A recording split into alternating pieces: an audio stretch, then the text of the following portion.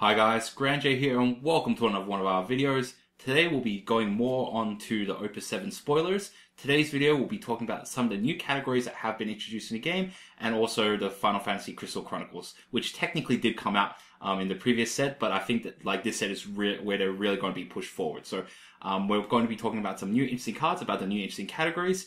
Let's get started. So first of all, we've got this card, Galdes. It's a free CP Dark Forward at 8,000 power. When Galdes is pulled from the field into a break zone, choose one of the three following actions. Your opponent randomly discards one card from his or her hand, choose one monster in your break zone, add it to your hand, or choose one forward, it loses 5,000 power until the end of the turn. So, first of all, this card is absolutely stupid. I do not know what made them think this card was fair in any way, right? So first of all, it's a free CP 8,000 power forward, right? So it's above curve already, right? But in addition to being a free CP 8,000 power forward, when he is sent from field to a break zone, you effectively get like another 2 CP worth of value that you get to choose, right? So you get to randomly discard a card from your opponent's hand. So your opponent doesn't get to choose, you randomly discard. So straight away, that's much better than just your opponent discarding a card, right? Or you get to select a monster from your break zone, put it in your hand, which obviously is much more specific to a very specific deck type. Or just or just have a forward lose 5,000 power, right? So all of these effects are very, very solid. And pretty much this guy's so good, right? So free CP forward, 8,000 power, and that at the very worst, your opponent randomly discards a card, right? So this card is just super, super good. My opinion is pretty much it seems the way that they've been creating the dark cards of this set. If you don't have any existing light cards that you're going to put in your deck, you're pretty much either going to default to Galdes or another particular dark card coming from this set. But yeah, pretty much this card seems absurd. Almost to a point where you might even consider running him in 2 or maybe even 3 copies of. Next card that happens to be Final Fantasy Crystal Chronicles. It's a 4 CP forward, 8,000 power. It is Yuri. So Yuri's ability is Yuri has all elements except dark, and his ability is a little bit convoluted, but double a total of 3 active backups of the same element, or 2 active backups and Yuri of the same element, to select one of the 4 following actions and trigger them. So either draw a card, choose one forward, deal it 4,000 damage, choose one forward, dull it and freeze it, or choose one forward, it loses all its abilities until the end of the turn. So all of these abilities are actually really, really strong. And Yuri just brings a whole lot of utility. And yeah, being a 4 CP 8,000 power forward, he's completely on curve. So this card just seems pretty fun. Obviously, this card probably tends to lend itself more towards a monocolored deck. But this card pretty much allows monocolored decks to have ways to solve specific problems that they may not have in their specific element type, right? So for example, wind might not be particularly good at drawing extra cards, or in certain situations, water might not be able to remove a specific forward, but dulling and freezing it is pretty good. So Yuri allows any monocolored deck to have specific options and tools available to it. Also, the way that this card is worded, because it says dull 2 backups and dull Yuri, it's not technically a dull ability. So Yuri can use his ability on the same turn that he enters play. He doesn't require haste in order to use these abilities. So that's pretty strong, and it doesn't seem to be limited to requiring to be done on your turn. So at the very least, you can play Yuri, and then if your opponent attacks you and you need to block it, you can always use Yuri to block, and then use its ability, dull it, tap 2 backups to use one of its effects, right? So it seems like quite a strong card, quite a flexible card.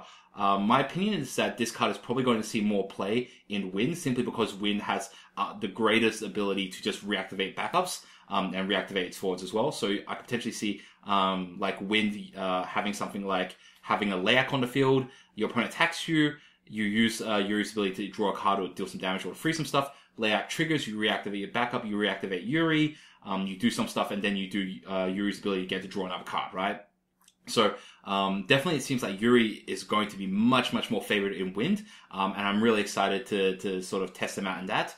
He does seem to be a very strong control card, and obviously he seems to be more of a control card because his ability is a renewable cost. So it's a card that once you have a large resource base, you can just keep using it again and again to just sort of widen that advantage that you have. And he's got both offensive and defensive and resource type ability, so it's very flexible in what he has. It does remind me a little bit of that light van that we had a couple of sets ago, but this card just seems to be a lot better in that he does have a cost to his ability, but you can use his ability straight away, and he's more reasonably costed at a 4 CP, 8k power. So I like this card. He's probably not as powerful as Galdez, but yeah, I definitely do want to try him out in a wind-orientated deck. So talking about wind-orientated decks, here we have Chelinka. It's a 3 CP forward at 7,000 power, so it's on curve. It's another FFCC character. Its ability is if a category FFCC or Crystal Chronicles character you control deals damage to a forward, the damage increases by 1,000 instead. So it's just like a damage amplification ability, but it's a damage amplification ability from just purely on your side. So yeah, unlike a lot of those fire abilities where amplifying damage just amplifies damage to an entire field that every forward receives, this just amplifies damage that your FFCC characters deal. So that's pretty good. Second ability is when Chelinka enters the field, deal 1,000 damage to all forwards an opponent controls. So obviously because Chelinka is a Crystal Chronicles character, she deals obviously 2,000 damage when she enters play, which still is not a particularly amazing amount. But potentially we might see some interesting combos with her. And obviously, because Yuri before was a Crystal Chronicles character, it does increase the amount of damage that he deals with his ability as well. So there's some interesting synergies there. And thirdly, when Chelinka forms a party with a card named Yuri, and attacks, choose one forward or monster, break it. So this is an absolutely powerful ability. If anything, Wind probably had some weaknesses in that it didn't have too many tools to remove targets, to remove forwards very easily. They would often have to combo with cards like Cactar or have like very situational triggers such as Chaos Wheel. I remember for the longest time, Wind had like the biggest weakness to the Emperor because a lot of their abilities all happen to be like activated abilities, right? So yeah, here's just like a fun little way to trigger off the ability. Yeah, obviously if you party attack with the two, yeah, like your forwards are going to be your forwards are going to be able to like win any sort of fight that they come into, and also the ability to just destroy a forward on that trigger is actually pretty good itself. And obviously if you've played some sort of like hybrid, like wind fire or wind lightning, something that can give haste, obviously being able to give Chelinka and Yuri haste to sort of party attack in gives you extra bit of advantage. Being able to break both a forward or a monster is also pretty good as well. Gives you a little bit of extra flexibility, especially against monsters which tend to be a little bit more difficult to destroy. And finally, to sort of finish up that pair, we have Latov. It's a 5 CP fire backup, and its job is Father.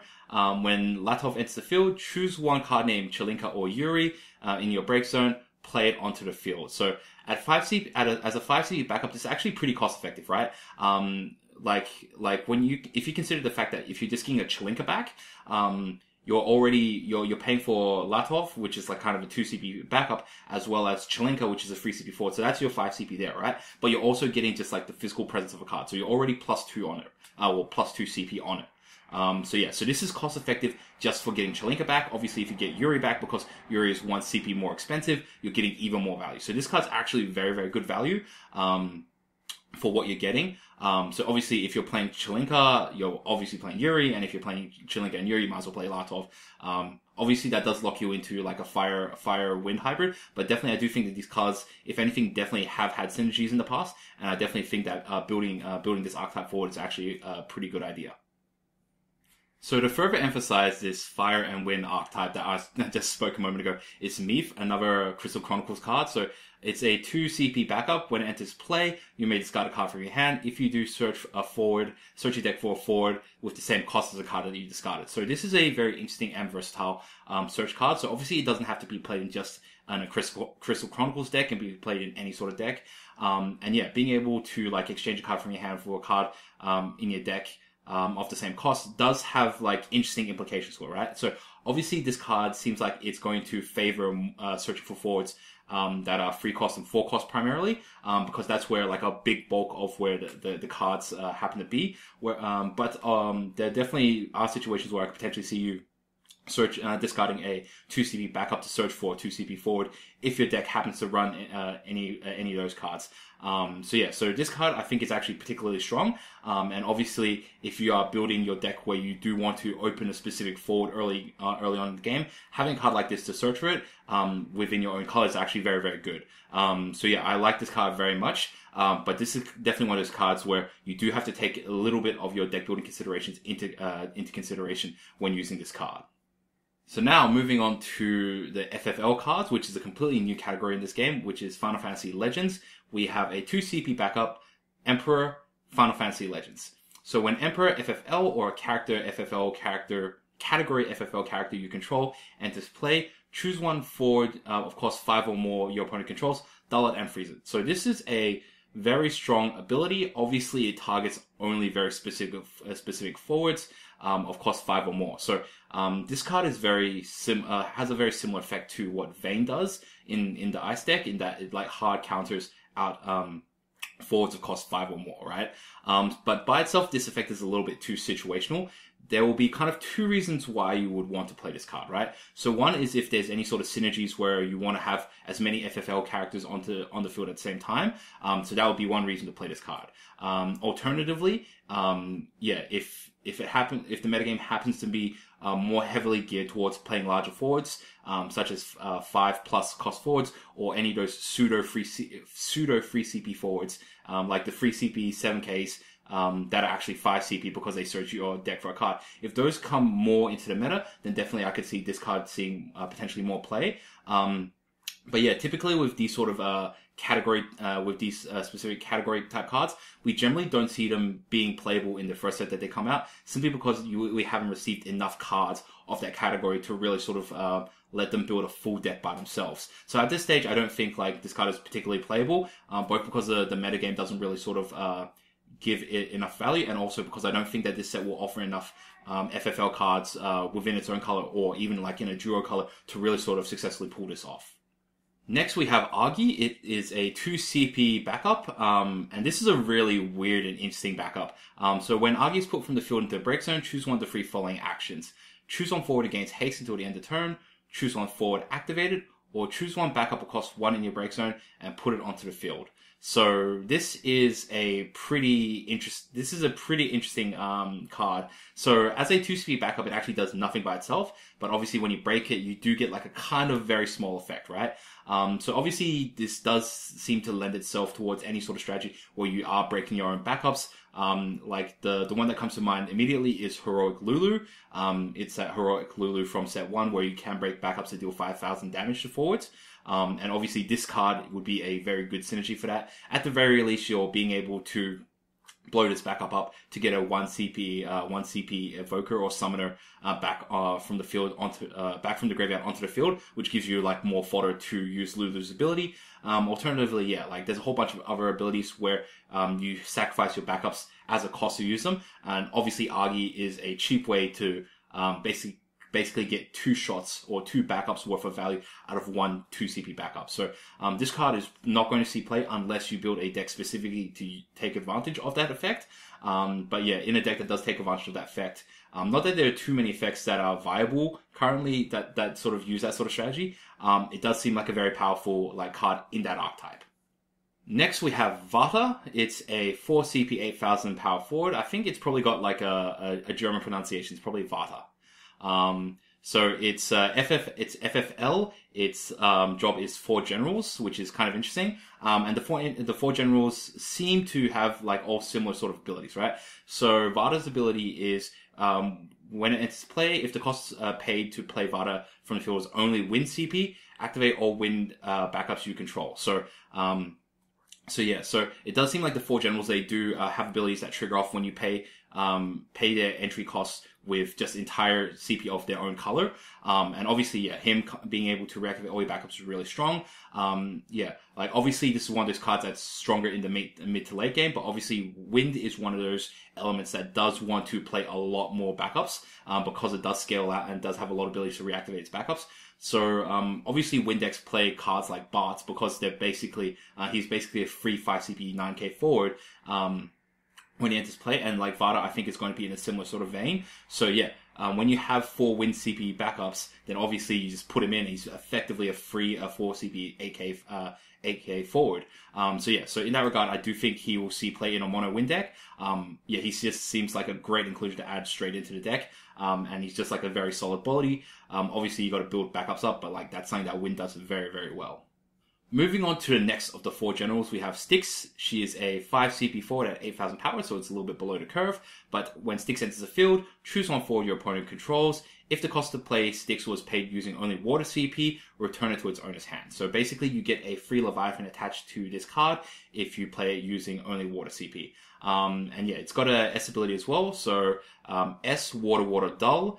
Until the end of the turn, all forwards your opponent controls lose 5,000 power. You can only use this ability if you have received 5 points of damage or more. So this is the second card, I believe, that Water has that has a ability that scales, or that can only be used if you have a certain amount of damage. The first one being Legendary Steiner from an earlier set. So yeah, so this ability is reasonably solid. So for S, water, dull, your opponent all your opponents lose 5,000 power. Seems like cost effective enough. But when you compare it to a card like Allure, this card just seems a little bit underwhelming. So Allure is just S, your opponent, like, reactivate all your guys, give all your guys haste, and all your opponent's guys lose 2,000 power. Whereas Styx, which is on a larger body, so it's like, inherently its S ability should be stronger. You're doing S, water, dull, in order to, make all your opponent's guys lose 5,000 power, but you have to do it when you have 5 or more damage, right? So it just seems very unfair. The amount of hoops that Styx has to jump through, plus the cost, to give a slightly, arguably slightly bigger damage reduction, or power reduction, compared to Allure, but, like, she doesn't get any of the bonuses that Allure gets, which is, like, reactivate and haste, right? So yeah, so in that regard, like her base form, like her base ability of just returning a guy when she enters play is reasonably solid. But yeah, so it does seem like a solid, like, tempo play. Unfortunately, you can't choose to return your own forwards, which does, like, give it some, which does lose some of its flexibility or, like, versatility. That being said, though, I think that this card's just a little bit too weak, for Water to be playing. So yeah, so unfortunately, I don't think it's going to see too much play. Its ability is, like, its first ability is solid, but secondary ability is kind of what I think holds it back. And to wrap this video up, we're going to be talking about some of the special category forwards, or in this case, special category monsters. So it was revealed a little while ago that there's going to be an elemental set of monsters that all have, like, an interesting special effect to them. So this is one of those cards. So it's Bomb. It's a 2 CP monster. Its first ability is put Bomb into a break zone, choose one forward, deal it 3,000 damage, and deal 2,000 damage to all the forwards your opponent controls. And second ability is discard Bomb, choose one forward, deal it 2,000 damage. You can only use this ability while Bomb is in your hand. So yeah, this is kind of like an interesting card that very much highlights a question that people put onto the Facebook discussion group a little while ago, or like a couple of months ago, of what would 0 CP summons in the game look like, right? And these monsters are effectively 0 CP summons. They can be done at any time by just discarding a card from their hand, right? So its first ability of dealing 3,000 damage to a forward and then 2,000 damage to all your opponent's forwards, is actually, like, reasonably cost effective. So it's like 5,000 damage in total. It's 5,000 damage in total and then 2,000 spread, right? So obviously it's a little bit weak, but you obviously want to, like, sort of pair it up with some sort of damage amplification or some additional way to deal more damage to, like, to sort of finish a lot more forwards off. The first ability seems like fine. And its second ability is actually probably the one that I think is more interesting. So at any point, you can just discard him to, like, deal 2,000 damage to a forward. So not only can this be used to deal with specific small forwards, such as if you're getting swarmed by Vikings or getting swarmed by Fermentor, this gives you, like, just like a straight out to deal with those tiny weenie forwards that just, like, happen to be pushing through. But also this allows you to just, like, by discarding one card, allow your smaller forwards to trade up into larger forwards. If you happen to have a small 5 CP, 5k forward, discarding this card allows it to trade up into a 7k. If you have, like, 7k, it allows you to trade up into 8s and 9s. So this is a very cheap and efficient way to allow your small forwards to trade up. And also Fire has a reasonable number of forwards that happen to have first strike. And so like obviously this is a extremely cheap and efficient way to help your first strike guys just get over that little bump in power. And yeah, and since there's no color requirement, technically this doesn't have to be played in a Fire deck. So if you happen to be like in a like Earth deck or a Lightning deck, or whatever deck, and you want to like deal a little bit, like have a card that can deal damage to opposing forwards, then this is a great throw-in. So a specific example would be Lightning. So Lightning has a lot of ways to deal damage to your opponent's forwards, but they generally can only hit your opponent's active forwards, right? So cards like Orlando or cards that can destroy damage forwards, they can't trigger. It's very difficult to trigger them against dull forwards because you can't deal that first pack of damage to them, right? So now you can just chuck in like 1 or 2 bombs into your mono Lightning deck, and then if your opponent's ever in a situation where their guy's just permanently dull, then yeah, you can just like throw a bomb at them, deal 2,000 damage, and then just like finish them off, right? And so I think that's the greatest strength of these discard cards is that they're not color restricted. So yeah, like for example in Lightning, like because a lot of Lightning cards happen to have first strike, or it's one of those elements that's very easily able to get first strike, having bomb very easily just like allows your first strike forwards to just like beat out their forward. So bomb is definitely a card that I think is going to see play. Next is the next monster of this cycle of discard monsters. It's Coral. It's a 2 CP lightning monster this time. Put Coral into the break zone, choose 1 forward until the end of turn. It gets a plus 3,000 power, haste, first strike, and brave. Its second ability is discard Coral, choose 1 monster of cost 1, break it. You can only use this ability if Coral is in your hand. So in this situation, Coral's second ability is very specific to if you to what the metagame is. Obviously, like I said earlier, because it's not color specific, you can play this in any elemental deck. So basically, if your metagame is just full of cactars, like Dataluma cactars, then yeah, you can always just pitch a Coral to destroy a cactar, or whatever 1 CP monster there is, whether it's Layak or whether it's pretty much Layak and Cactuar are pretty much the most relevant 1 CP monsters, right? So every element, including ice and water, or mainly ice, which notoriously had the weakness of being unable to deal with monsters, now has a tool to deal with at least the small monsters that might be really annoying. Its first ability is actually very solid of, giving your guy plus 3,000 power and just like the free good combat stats of haste, first strike, and brave. That's really quite good. Potentially, I do see this card being chucked in as a 1-off or 2-off in, say, like Sion's deck. Being able to bring this guy back with Urianger, is very strong. Just like at any point, you can just like use this to just pretty much win the fight. You're not going to lose a fight if you get plus 3,000 power and first strike in like a large majority of instances. So I really like this card. And what it brings to the table is really good, and how it allows more elements to deal with specific small issues.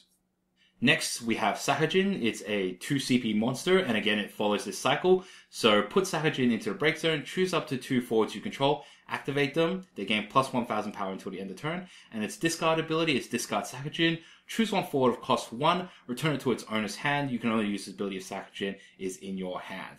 So this is a very interesting card, and people are very much underrating this card for a very specific reason, right? So first of all, its ability to just reactivate 2 of your forwards and give them plus 1,000 power. That's actually pretty good, right? Even though you are sacrificing like the monster to do it, the fact that water can bring back its monsters using Gao and using I think Fisher. I think that's like one of the 2 CP backups to bring monsters back. Does offer a lot of versatility to water, or it gives you a lot of defense, right? So it's pretty versatile in that regard. Its first ability of choosing a forward to cost 1, it doesn't have to be your opponent's forward, so it can be your own forward. So if you happen to have a deck or that has a 1 CP forward that you want to recur, this is an interesting way to allow you to do that. So I haven't really sat down to look at what 1 CP forwards I might want to recur, but this does give you an interesting way to like return to your hand. Because it's instant speed as well, you can also use them to pull your forwards out of removals way. So let's say if you're playing Earth and you have Leo, and your opponent uses their last big removal piece to try to get rid of your Leo, you can always just pitch Sahajin from your hand, return your Leo back to your hand. It fizzles out their removal ability, and yeah, you get to play Leo again next turn. So yeah, so I think that this card is being underrated, although like I definitely think it's one of the weaker ones amongst this discard set of cards. And finally, the latest one to be revealed is Zoo. It's a 2CP monster just like the rest, and its first ability is you can send Zoo to the break zone to reactivate all your backups. And its discard ability is discard Zoo from your hand, reactivate 2 of your backups. You can only use this card, we can only use this ability from your hand. So yeah, so this card, like again, similar to all the other cards, it has both a destruction ability and also its ability to discard from your hand. Its first ability does seem very interesting. Being able to reactivate all your backups on command is a very powerful ability. Although in Wind, which is the CP that you have to pay to put it into play, it tends to be an element that already is able to reactivate its backups very easily. So I don't think it will see too much play in Wind itself. But obviously any element that can like cheat it in, whether it's in Water with Gal, whether it's in Ice with Sid Waff, or it's in any other color that can bring monsters back, or like Scions or Urianger, to bring them back into play, it allows them to have access to the ability to reactivate all their backups. So I think that these set of monsters actually are very powerful in the sense that they just color mix. They allow specific elements to have a whole bunch of tools outside of their normal usual element archetype. Its secondary ability of discard from your hand in order to reactivate 2 of your backups. Technically, you're not getting any CP because you can just discard it for 2 CP anyways, right? So its real strength comes in the form of being able to reactivate backups that have dull abilities, and I think that's the greatest strength for this. And so I haven't really sat down to look at specifically which backups would be really good if you could recur them, but I definitely think that this card is going to be really useful in sort of really pushing some interesting combo decks. So yeah, so whilst people are really sleeping on these special monsters that have their discard abilities, I'm really interested in seeing how they're going to play in the metagame. And here we have the final card of this video, Noctis. It's the first card from Final Fantasy 15. He's a free CP Earth forward at 7,000 power. His EX burst is when you receive damage, choose up to 1 forward. If you have received 6 points of damage, break it. His second ability is when you receive damage, choose up to 1 forward your opponent controls. Noctis and the forward deal damage equal to their respective powers to the other. And its final ability is Earth 2. During this turn, the next damage dealt to Noctis becomes 0. So this is a very interesting card. I do think that this card is kind of weak. But yeah, this is a very cool looking card. So here we have the full art promo version of this card. So from my understanding, this card is going to be given out for each box you pre-order for Opus 7 Final Fantasy TCG. So yeah, so definitely interested in buying up a couple of boxes of Opus 7 just to get my playset of this card because he just looks freaking amazing. As for the card itself, his first ability is yeah, if you receive damage, if it's a 6 damage, you get to break one of your opponent's forwards. That's pretty whatever. Pretty much you hitting this card as your EX burst on the 6 damage is just so minor that you might as well consider it irrelevant, right? So yeah, so it's pretty much irrelevant as an EX burst. But do note that while he's on the field, if you do receive a 6-point damage, you get to kill a guy for free, right?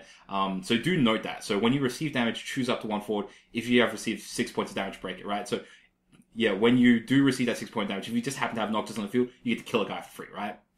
So that's something to note that some people might have missed. His second ability of, when you receive damage, you can then Hecaton Care to switch to exchange damage with another forward. I'm not too impressed with this card. So obviously, Earth does have ways to boost off its forwards, but Noctis being a 7,000 power himself is not particularly strong.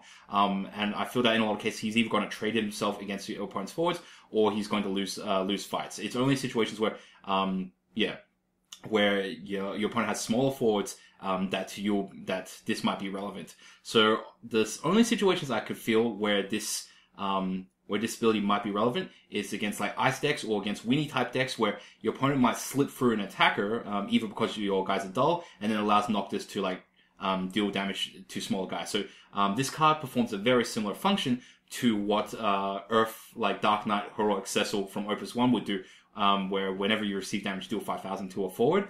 This does a very similar thing. So yeah, so I am not fully sold on this card. but it's not too terrible. It just seems to be one of those cards that's like kind of good in a very specific situation or specific niche. So I don't think that it's going to be a card that's going to see too much play. But if like specific weenie aggro decks become much more problematic in the meta, I think this might be a reasonable solution for him. As for his last ability of Earth 2, prevent the next damage that Noctis, pretty much prevent the next damage that Noctis receives. Like the ability's fine, but it is kind of expensive. So like I am skeptical. Like, I don't think too often you would want to pay the 4 CP to prevent damage being dealt to him. Obviously, Earth does have some ways to sort of pump this guy up. So, obviously, if you have a card such as, like, Titan, to increase his power, that will help him sort of get up to a higher point where he's not dying when he exchanges damage. Or if you're playing, obviously the set 1 Titan where you dull him to make him unbreakable for the turn, that's also another good way to sort of combo with this card. So this card has an interesting set of combo abilities. With its second ability, its bottom ability is kind of overpriced, and its first ability is like virtually non-existent in most circumstances. So this card is fine. As a legendary, I think it might have been like, it's one of the weaker legendaries from my opinion, but definitely because this card looks so cool, definitely pick him up. And yeah, you might as well like pick him up with your box pre-orders. And that's it for all the pre-release spoilers for today's video. I hope you guys enjoyed. Do let me know what you guys think of this new video format. Do you guys like it? Do you guys wish I went back to my previous video format? Do let me know. Give me some feedback on what you guys think about this video format. Also, if you guys have any interesting perspective on cards, do put them in the comment section below. I do respond to you guys as much as possible. I do enjoy your feedback, and I'm going to be putting a lot more content out. Do let me know what sort of stuff you want me to create in the future, and I will do my best to create it. Thanks a lot, guys. Grand J out.